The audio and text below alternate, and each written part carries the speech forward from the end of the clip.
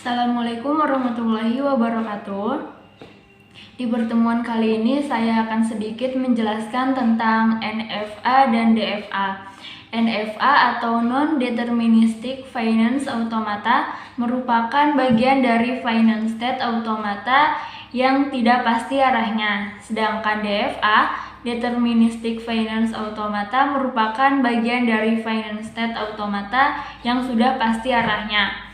Di sini kita perlu pahami yang NFA tidak pasti arahnya, sedangkan yang DFA sudah pasti arahnya. Untuk selanjutnya nanti saya akan jelaskan lebih detailnya itu di contoh. Apakah yang membedakan DFA dan NFA tersebut? Pada DFA, jika suatu state diberikan inputan, maka state tersebut akan selalu tepat menuju ke satu state. Sedangkan yang NFA, jika suatu state diberikan inputan, maka mungkin saja bisa menuju ke beberapa state berikutnya. Selanjutnya, ada satu contoh, saya akan jelaskan sedikit. Beralih ke contoh soal, ekuivalensi NFA ke DFA. Dari sebuah mesin non-deterministic finance automata, dapat dibuat mesin deterministic finance automatanya yang ekuivalen. Ekuivalen di sini artinya menerima bahasa yang sama, meskipun yang satu adalah non-deterministic dan yang satunya lagi deterministic. Namun keduanya dapat menerima bahasa yang sama. Ketika kita menemukan gambar seperti ini, kita bisa buat tabel transisinya dulu yang terdiri dari state dan input. State-nya itu berisi himpunan Q0 dan Q1. Yang ini state-nya, inputnya yaitu 0 dan 1.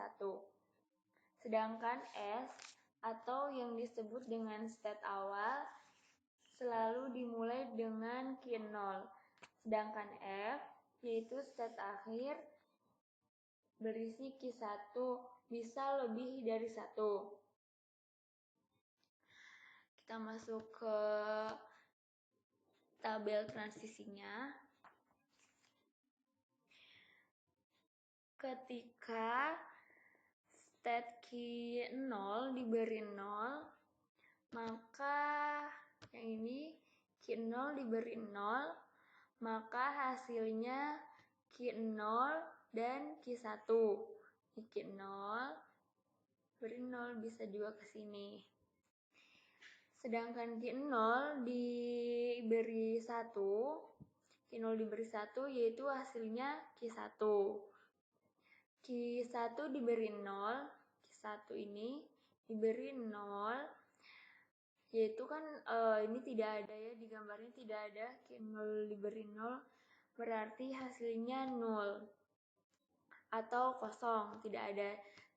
Ketika kosong, kita tetap harus menulis dengan lambang ini. Ketika Q1 diberi 1, maka hasilnya himpunan, yaitu himpunan yang terdiri dari Q0 dan Q1.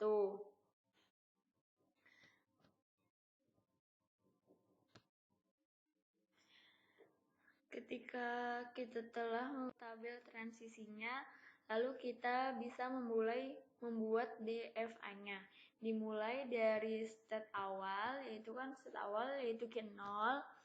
Ketika state awal Q0 memperoleh inputan 1, maka menjadi state Q0 dan Q1. Bisa lihat di sini. Ini Q0 memperoleh inputan 0. Berarti balik lagi ke Q0 dan bisa ke Q1 juga. Lalu bisa kita tulis seperti ini. Q0 memperoleh inputan 0 dapat menjadi himpunan Q0 dan Q1. Namun ketika Q0 memperoleh inputan 1, maka akan menjadi state himpunan Q1. Bisa lihat di gambar, Ketika Q0 memperoleh inputan 1, maka hasilnya Q1. Kurang lebih seperti itu. Cukup sekian contoh soal dari saya. Mohon maaf bila ada kekurangan atau mungkin kurang jelas. Terima kasih. Wassalamualaikum warahmatullahi wabarakatuh.